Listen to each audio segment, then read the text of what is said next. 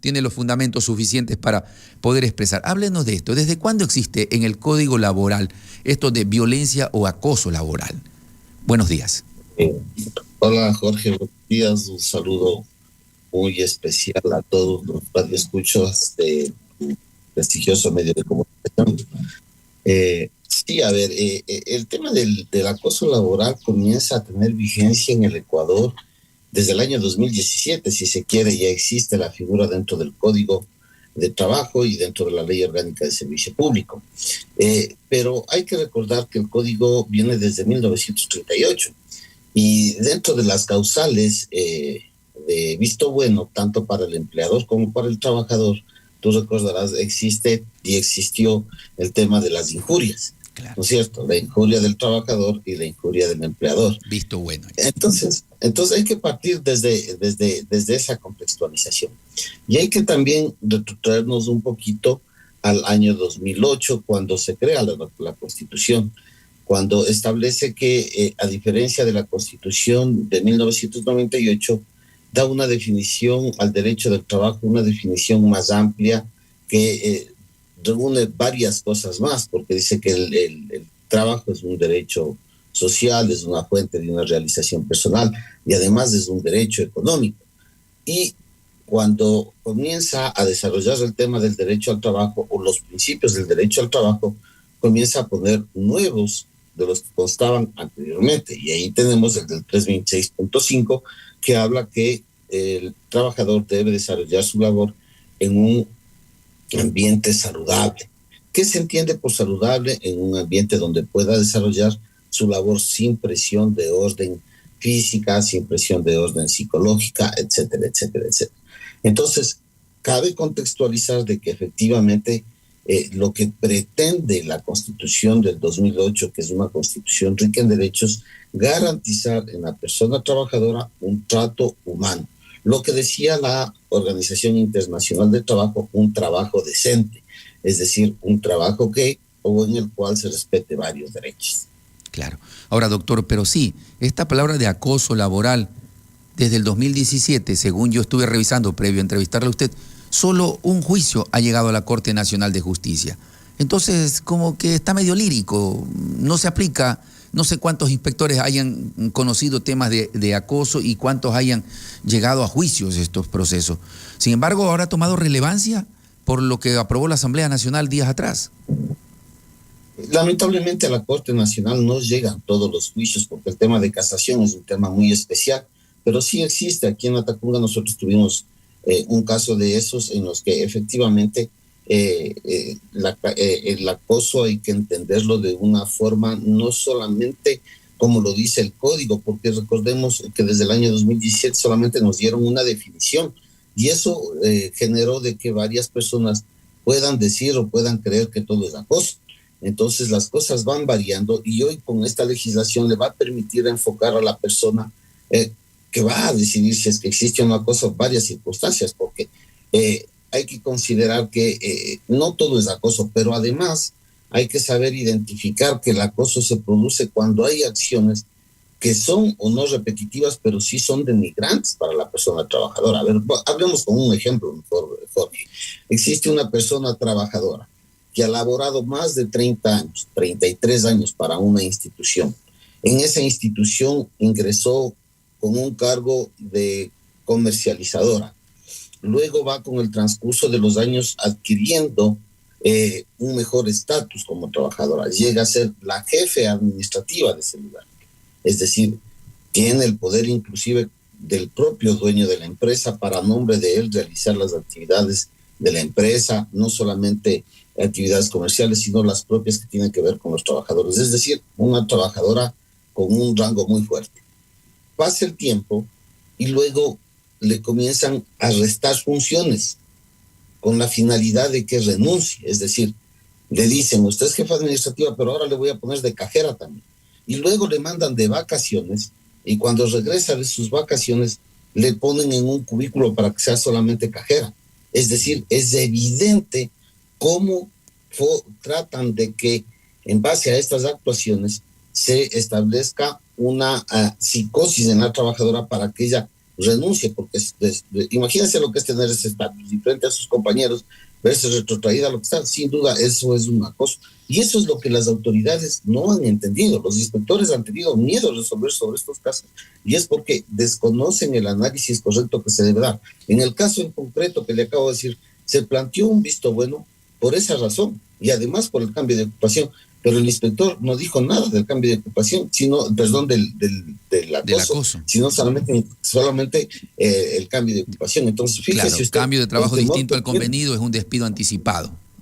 Exactamente. Y además en esta nueva ley también hablan del cambio de ocupación como un acoso, cuando en el artículo 192 ya queda claramente identificado que el cambio de ocupación es despido intempestivo. Ahora, doctor, ¿y por qué cree usted que es correcto o no correcto?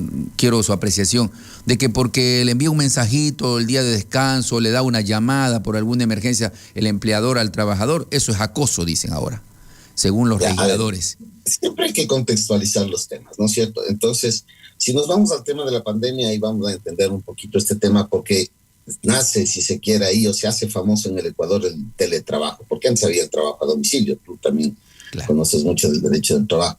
Entonces, el teletrabajo se regula de mejor manera, ¿no? Y a partir de la pandemia se establecen varios parámetros. Y desde ahí ya se garantiza el derecho de desconexión, ¿sí? Es decir, que usted tiene la posibilidad de que si bien usted está realizando teletrabajo, su empleador le dota de los instrumentos para desarrollar. Eso no significa que usted puede estar a disposición de su empleador las 24 horas del día. No, usted tiene que cumplir una jornada de trabajo que son 8 horas diarias, 5 días de la semana. Mas, sin embargo, ¿qué es lo que se generó el tema del teletrabajo? De que a cualquier momento del día, a cualquier hora de la noche, el empleador llamaba, llenaba esta matriz de esta situación. Es decir, no se respetaba una jornada, convirtiendo esto, sin duda, en una medida que atenta a los derechos del trabajador, y no solamente a los derechos del trabajador. Cuando usted termina su jornada laboral, lo que se dedica es a sus actividades personales, que eso incluye actividades familiares. Entonces, cuando se produce esta circunstancia, sin duda genera un acoso. Ahora, yo escuché en una entrevista a la representante de las cámaras, tú también debes haber escuchado, que decía que esto es un atentado contra los empleadores. Ahí yo tengo una respuesta muy clara, y es que los empleadores no conocen el Código del Trabajo, porque el Código del Trabajo tiene previsto todas estas particularidades cuando se trata de casos emergentes o excepcionales. Para eso está el artículo 52, en el que dice que el trabajador tiene que comparecer al llamado del empleador cuando surjan circunstancias excepcionales o extraordinarias, como por ejemplo el tema de que la empresa tenga un incendio, haya un aluvión, haya alguna cuestión y necesitan la presencia inmediata del trabajador. Eso debe ocurrir y el trabajador tiene que asistir. Entonces, cuando se den estos hechos extraordinarios, no hay ningún inconveniente. Claro. Ahora, acoso y violencia. Acoso son actos reiterativos, entiendo yo. Acoso, hay actos reiterativos en contra del trabajador. Y violencia lo quieren igualar. Es que sí hay casos, y también le circunscriben la violencia, el acoso y la discriminación. ¿Por qué? Porque sí se da casos en los que, por ejemplo, el día de hoy yo voy a plantear un visto bueno por un tema de discriminación. A ver, con ejemplos es mejor explicar a las personas. En el sector de las flores hay temporadas altas en las que los trabajadores laboran de 6 de la mañana a 12 de la noche, a veces 1 a 2 de la mañana, van a sus casas, regresan y siguen laborando. Pero un empleador tiene que conocer que no puede dar un trato igual a una persona que, siendo igual, es diferente. Me explico. Una persona que tiene discapacidad, una persona que sufre de epilepsia además, una persona que con todas estas condiciones le ponen en el mismo rango de todos los trabajadores. Y a esta persona trabajadora le hacen laborar 14 o 15 horas diarias en esta temporada. Eso sin duda es un trato discriminatorio. ¿Por qué razón? Porque ella es una persona diferente y no puede, aún más cuando existe disposición médica, hacerla trabajar. Entonces, cuando le obligan a aquello, le van y por último le sacan hasta de su casa. Esto constituye sin duda un acto de violencia contra esta persona y además un acto discriminatorio que atenta contra su salud, es decir, su discapacidad y su enfermedad epiléptica la puede generar este tipo de actuaciones de estrés a esta trabajadora un problema mayor, es decir, la señora puede inclusive fallecer. Y esas circunstancias tienen que parar y los empleadores, muchos de ellos no lo entienden. Ahora, nosotros como asesores legales en materia laboral en varias empresas hemos generado un protocolo, inclusive hasta antes de que salga esta ley, porque también hay que considerar, estimado Jorge, que también ya salió el tema de la obligatoriedad del tema de la igualdad en los lugares de trabajo, es decir, la equiparación que tiene que haber no solamente en la remuneración, sino también en el número tanto de hombres como mujeres. Y se está trabajando en este tema, es decir, hay algo que desarrollar y trabajar con los empleadores y también con los trabajadores, porque el acoso también se da entre compañeros, la violencia se da entre compañeros y además también se da con los representantes de los empleadores. Muchos de los empleadores desconocen, por ejemplo, que un trabajador realiza actos de acoso, inclusive de índole sexual. De ese tipo de casos hemos tenido y hemos estado manejando nosotros porque efectivamente no ha habido mayor control. Y generalmente lo que ocurre es que cuando llega a oídos del empleador casi no hace caso. Y es necesario tener esta ley para que efectivamente se cumpla y se respete de los derechos de las personas trabajadoras que se encuentran inmersas en estas circunstancias. Entonces, para mí es fundamental que las personas entiendan todo lo que constituye acoso laboral, violencia y acoso laboral, en definitiva con la finalidad de que no se dé este tipo de atropellos. Y además esta norma regula también el sector público, donde se da la mayoría de casos. Así de sorprendente es, pero en la mayoría de casos... Ahora, la violencia es una palabra muy nueva en el Código de Trabajo. Sin embargo, mi consulta, ¿qué resuelve? A ver, si un trabajador denuncia acoso o violencia ante un inspector de trabajo, ¿qué resuelve? ¿Qué es lo que conlleva aquello? ¿Cuál es el beneficio de denunciar? A ver, bueno, existe una reforma, el 545, bajo esta norma de ser aprobada, ¿no?, por el presidente de la República, y el inspector es el que decide si es que existe o no existe acoso laboral y determinará inclusive sanciones y reparación de materiales, dice la norma. Pero además es causal de visto bueno, pues entonces si un trabajador se siente afectado, presenta el visto bueno, luego del debido proceso que está contemplado en el artículo 621 del Código de Trabajo, lo que va a ocurrir es que el inspector va a resolver a favor del trabajador de justificar, ¿no? Además de que en estos casos hay que tener particular consideración, porque quien tiene que probar que no ha hecho eso es el empleador. Claro, entonces debe tener mucho tino en ese tema. Entonces el inspector de trabajo resolverá a favor del empleado, del trabajador, y eso significa que luego de una acción legal tenga o se indemnice al trabajador con despido intempestivo, porque el efecto de ganar el visto bueno del trabajador de conformidad al 191 hace de que el empleador tenga que pagar las indemnizaciones por despido intempestivo. Entonces, ahí se sumarán muchas más, porque recuerde que el Código de Trabajo ya habla del tema de la discriminación y una indemnización que es igual al tema del despido ineficaz. Entonces, se van a englobar estas indemnizaciones en favor de los trabajadores cuando los empleadores o sus representantes cometen este tipo de arbitrariedades. Y hay que recordar que la violencia no solamente es pegar, la violencia también es de orden psicológica. Y más o menos tenemos ya un poco de desarrollo, si se quiere, de jurisprudencia o de fallos en los temas de violencia contra la mujer y la familia. La reforma plantea que en caso de violencia o acoso, el inspector de trabajo debe emitir sanciones pecuniarias en contra de la persona natural o jurídica que haga las veces de empleador en esta reforma que se plantea. Pero ya actualmente, según un acuerdo del Ministerio de Trabajo, el acoso laboral puede ser sancionado con salarios básicos hasta 20.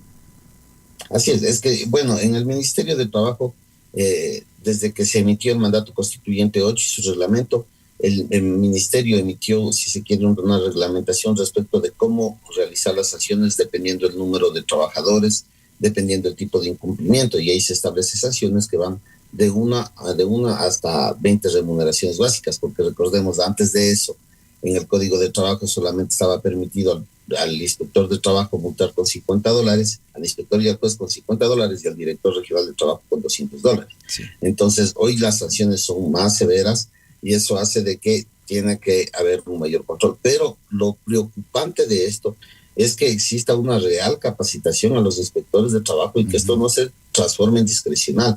Es decir, para mí esto sí es y después en otro caso para mí esto ya no es.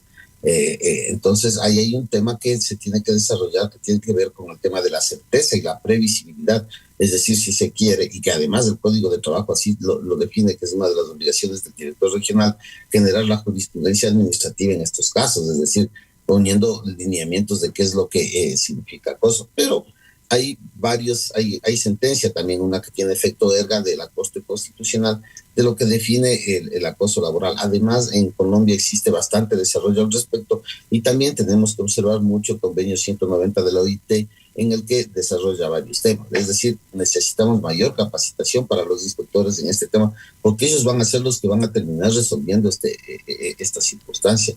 Y no necesitamos decisiones arbitrarias, sino decisiones que sean reales y objetivas. Y hay casos como los que yo le he comentado, que son evidentes los acosos a estas personas. Porque usted imagínese, Jorge, inclusive disponer el uso de vacaciones generalmente ocurre en el sector público, claro, de que ya hay gente que tiene 8, 5, 6 años de contratos ocasionales y comienzan a mandarles de vacaciones, ¿no? Es decir, en los 5 años no les dieron vacaciones, pero entonces les comenzamos a mandar de vacaciones. ¿Y cuál es la finalidad de mandarles? Porque regresan y les hacen la cesación de funciones o la terminación del contrato. Entonces, ese tipo de cosas sin duda genera esta situación de acoso, que inclusive en tema administrativo, en la administración pública, los cambios de administrativos pueden constituirse acoso laboral. Y claro, hay casos como, yo le voy a conversar lo que pasa en Saquicibí, el jefe de personal, por ejemplo, ¿ya? El señor jefe de personal hacen un informe técnico de talento humano, entre comillas, en el que le dicen que le cambien administrativamente a una persona que siempre ha hecho talento humano, que tiene esa formación de talento humano, y le hacen un cambio administrativo para que realice actividades que hace un ingeniero civil. Entonces, ¿usted se imagina que eso no constituye una medida de acoso, una medida de presión contra esta persona, que es un funcionario de varios años además? Sin duda que sí, ¿no es cierto? Entonces, este tipo de cosas prevé la norma. Y de igual forma, en el tema del servicio público, establece que el tema de la obligatoriedad o cuando le hacen firmar la renuncia y cosas de esas, genera la nulidad aquello cuando se identifica que son por cuestiones de acoso. El tema es amplio y ojalá podamos seguir dialogando de estas novedades importantes. Sí, se encendió el debate y el criterio de unos y otros, de profesionales, también es porque dicen que mandar un mensaje o llamarlo al trabajador en su jornada de descanso o en época de vacaciones se puede constituir acoso. Y eso es lo que ha encendido el debate, el diálogo. Pero bueno, tendrán que los inspectores de trabajo ser bien capacitados y los trabajadores también ser capacitados, porque tienen derecho a conocer la ley de manera concreta como se presenta. Doctor, en la parte final este tema seguirá siendo debate y estaremos atentos para seguir dialogando con usted. Sí, y muchas gracias, Jorge. Lo importante es que los empleadores con sus trabajadores definan las circunstancias de cómo se desarrolla la relación laboral. Y para eso es fundamental que en el contrato se establezca claramente las funciones que va a desarrollar este trabajador, los horarios de trabajo y las excepcionalidades que pueden darse en el desarrollo. Y en el Código del Trabajo está todo. Por lo tanto, una población bien informada, un empleador bien asesorado, sin duda no va a tener problemas y la relación debe fluir, porque entre trabajador y empleador lo que debe haber es sinergia. Lo que se necesita es eso, que exista sinergia de tal manera que la empresa siga adelante, que el empleo sea estable y garantice el derecho de todas las personas que forman parte de una relación laboral. Ese es el deseo de las personas que conocemos el derecho del trabajo, y además el sentir teleológico de la norma es ese, es decir, que se respeten los derechos. Y esto no solamente del acoso tiene que ver con respecto al trabajador o con respecto al servidor público, sino también con respecto al empleador. Entonces, el empleador, cuando se sienta acosado por parte de su trabajador, también puede ejercer acciones. No es que esto es exclusivo para el trabajador. Y de hecho, en el Código de Trabajo, en el artículo 172 y en el artículo 173, existe norma con la cual puede también la persona empleadora, de sentirse acosada, iniciar una acción de visto bueno en contra del trabajador para terminar la relación laboral de forma legal en la forma que determina el 169.